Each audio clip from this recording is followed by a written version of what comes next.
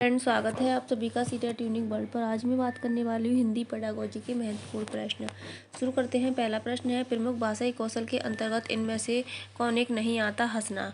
अगला प्रश्न है आपका 2, भाषा के संबंध में उपचारात्मक शिक्षण का उद्देश्य है भाषा प्रयोग संबंधी कठिनाइयों की पहचान तथा निदान करना। अगला प्रश्न है आपका 3, हिंदी दिवस मनाया जाता है 14 सितम्बर को। अगला है आपका 4, काव्य शिक्षण का उद्देश्य रसानुभूति एवं आनंदानुभूति कराना। अगला प्रश्न है आपका 5, नाटक शिक्षण में कक्षा विनय प्रणाली के प्रयोग से पात्रानुसार बच्चों द्वारा अभिनय से सीखने की प्रक्रिया में तेजी आती है। अगला प्रश्न है आपका 6, किस रस को रसराज कहा जाता है? श्रृंगार रस को कहते हैं। अगला प्रश्न है आपका 7, समास का अर्थ होता है संक्षेप। अगला प्रश्न है आपका 8, शोक किस रस का स्थायी भाव है? शोक करुण रस का स्थायी भाव है।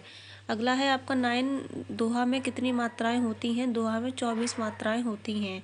अगला प्रश्न है आपका 10, सूरदास ने किस भाषा में सूरसागर की रचना की है? तो सूरदास ने ब्रज भाषा में सूरसागर की रचना की है। अगला प्रश्न है 11, भाषा सीखने में जो त्रुटियां होती हैं उन्हें जल्दी दूर किया जाना चाहिए। अगला है आपका 12, पढ़ना कौशल में सबसे ज़्यादा महत्वपूर्ण है संदर्भानुसार अर्थ ग्रहण करना। अगला प्रश्न है आपका 13, प्राथमिक स्तर पर सुनना बोलना कौशल के विकास में कौन सी विधियां अधिक सहायक हैं? तो भूमिका निर्वाह बातचीत करना। अगला प्रश्न है आपका 14, प्राथमिक स्तर पर भाषा शिक्षण का कौन सा उद्देश्य अनिवार्य नहीं है?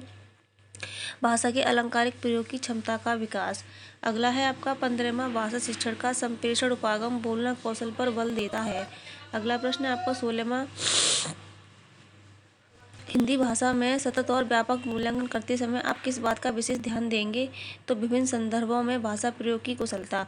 अगला प्रश्न है आपका 17, विशेष क्षमता वाले बच्चे की कक्षा में लेखन कौशल के अभ्यास के लिए महत्वपूर्ण है शुद्ध वर्तनी का प्रयोग। अगला प्रश्न है आपका 18, राम आम खाता है वाच्य का कौन सा रूप है? कृतवाच्य। अगला है आपका 19, वीर का स्त्रीलिंग है वीरांगना। अगला प्रश्न है आपका 20, रसोई घर में कौन सा समास है? तत्पुरुष समास। अगला प्रश्न है आपका 21, लिखित कार्य की जांच में बच्चों की सहायता लेने से बच्चों को दूसरों की अवसर सामग्री को पढ़ने का अवसर और अवलोकन क्षमता के विकास का अवसर मिलता है।